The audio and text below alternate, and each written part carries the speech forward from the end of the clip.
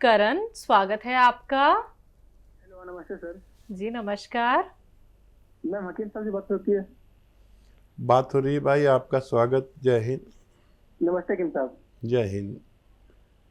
हकीम साहब, मेरा प्रश्न था कि सर, मेरा एज 21 साल है और मैं जिम भी करता हूँ, तो ऐसा कोई नुस्खा जिससे वजन बढ़े और पावर, स्टेमिना और स्ट्रेंथ बढ़े, इसके लिए कोई नुस्खा बता दीजिए।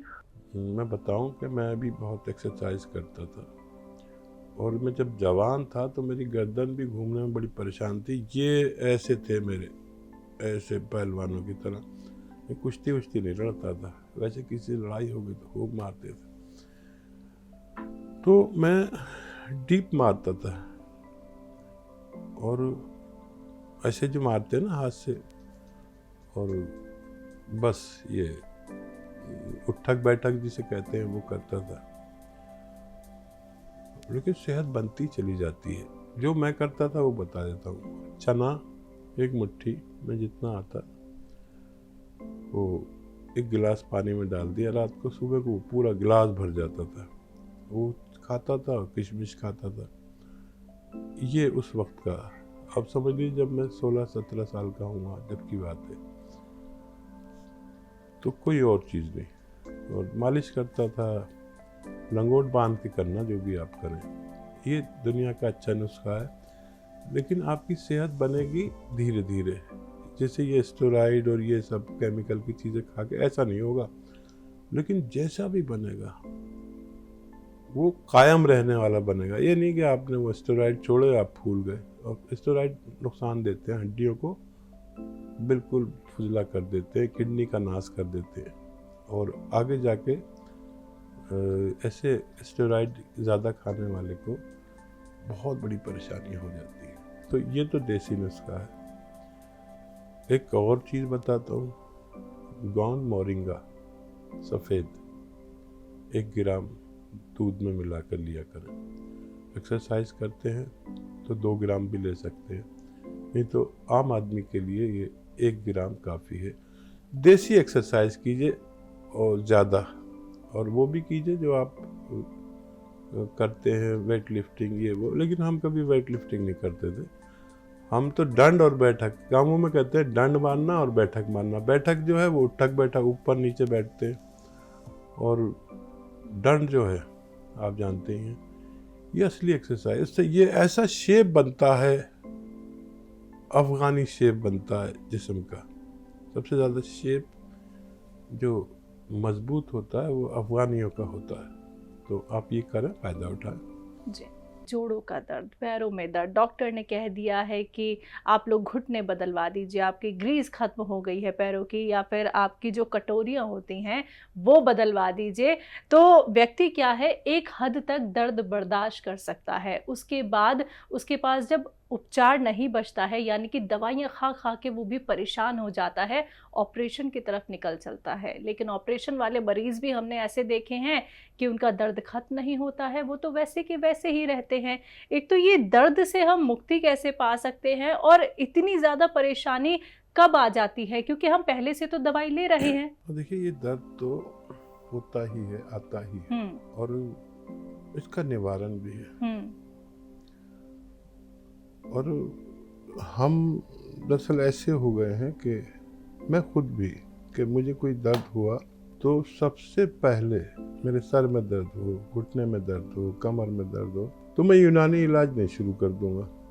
हालांकि मैं यूनानी का आदमी हूँ। मैं सबसे पहले अपनी उस वक्त की तकलीफ को ख़त्म करूँगा। ये आदमी का मिजाज है। अब मेरा ज़ाती मामला ये है कि अगर ये दर्द 1 दिन हुआ, चलो दवा खा ली, 2 दिन हुआ, खा ली, अगर ये फिर 7 दिन से ज़्यादा होगा तो फिर मैं यकीनन यूनानी दवा लूँगा। ऐसा ही सबको करना चाहिए। दर्द की फौरी तौर पर फ़ायदे की दवा सिर्फ एलोपैथ, और मुस्तकिल तौर पर फ़ायदे की दवा सिर्फ यूनानी। ये मेरा अनुभव है। आप माने तो बहुत बेहतर है। अब दर्द भी इसी तरह के होते हैं, दो तरह के। एक वक्ती तौर पर आया चला गया, दवा नहीं भी लो तो भी चला जाता है, ये भी है। अगर कोई भी दर्द 7 दिन से ज़्यादा, 15 दिन से ज़्यादा आपको है, तो फिर आप यूनानी दवा साथ में लेने लगे। और यूनानी में देखिए, किसी की बुराई नहीं करूँगा, प्रोफेशनल्स भी होते हैं और हॉस्पिटल्स भी होते हैं, टारगेट्स भी होते हैं। आजकल सारे हॉस्पिटल और सब कुछ टारगेट पे चलता है, चाहे कोई भी शोबा हो, कोई भी डिपार्टमेंट हो, सबका एक टारगेट होता है। वो टारगेट पूरा करने के लिए कहीं आपका ऑपरेशन तो नहीं हो रहा, ये समझना आपकी बात है। या आपका बीमा है तो आपको पैसे नहीं देने, तो आपका इसलिए तो ऑपरेशन नहीं करा रहे। मेरा मशवरा ये है कि उससे पहले यूनानी कोशिश कर लिया करें। और यूनानी एक ऐसी दवा है या ऐसा रॉ मटेरियल है, ये प्राकृतिक है, इससे नुकसान तो कभी होता नहीं। तो ऑपरेशन से पहले 2-4 महीने यूनानी ज़रूर कोशिश किया करें अगर अपनी सुरक्षा चाहते हैं। और देखिए, यूनानी का एक शब्द मैं आपको बता रहा हूँ, एक पंक्ति, कि भगवान ने कोई भी रोग ऐसा धरती पर नहीं भेजा जिसकी दवा उस रोग के भेजने से पहले धरती पर ना भेज दी हो। बाकी आप कुछ समझदार हैं, मेरे मशवरे अगर आपके किसी काम आ सके तो मैं बहुत खुश नसीब रहूँगा। बिल्कुल। पंजाब से लता जी, स्वागत है आपका। भाई साहब, ये सवाल पूछना चाहती हूँ मैं, जो अपन लहसुन वाला नुस्खा बनाते हैं, लहसुन अदरक, इसमें आप हम 2 हिस्से जैतून का सिरका डाल सकते हैं नींबू की बजाय? बहुत ही अच्छा सवाल किया, वाकई आप डाल सकते हैं 2 हिस्से उसका। दरअसल मैं इसलिए नहीं बताता कि फिर लोग कंफ्यूज हो जाएंगे। ये बात मैंने महसूस की थी, लेकिन आज आपके होठों ने ये बात बोल दी। आप ज़रूर डाल सकते हैं। और कोई सवाल हो तो बताइए। हाँ भाई, एक मैं ये पूछना चाहती हूँ, कल एक लेडीज ने पूछा था कि मेरी एक जाड़ में दांत में गर्म लगता है और एक जाड़ में ठंडा लगता है। आपने बताया था कि नस दब जाती है, वो कोई और होती है, नस जो कोई और होती है। उसने यही सवाल किया था कि एक में ठंडा लगता है और एक में गर्म। जैसे दाढ़ में अगर कभी भी एहसास होता है ये, तो वो ठंडा भी लगता है, गर्म भी लगता है। लेकिन वो मुझे याद आ गया, वो टांग में था, उसकी दोनों तरफ की नसें दबी हुई थी उनकी, और ये होता है। दरअसल इसकी ना 4-5 कैफियत है।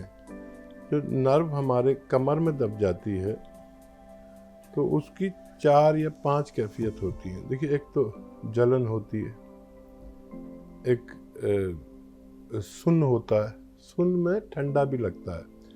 नस बहुत बुरी तरह दबी हो तो या तो ठंडा सा लगेगी बॉडी उस तरफ की, या सुन लगेगी। ये 2 कैफियत। एक खिंचाव होता है, दर्द होता है, और जलन तो वही गर्म हो गया। तो कुछ इस प्रकार से उनकी नसें कमर में डिस्क में दबी हुई थी कि वो एक बुरी तरह दबी हुई थी और एक कुछ कम दबी हुई थी, लेकिन दबी हुई दोनों काफ़ी थी। और ये नुस्खा उनको दे सकते हैं ऐसे मरीज़ को, कौन स्याह वाला, और काफ़ी वक्त लगता है। ऐसे मरीज़ को 1 साल भी लग जाता है।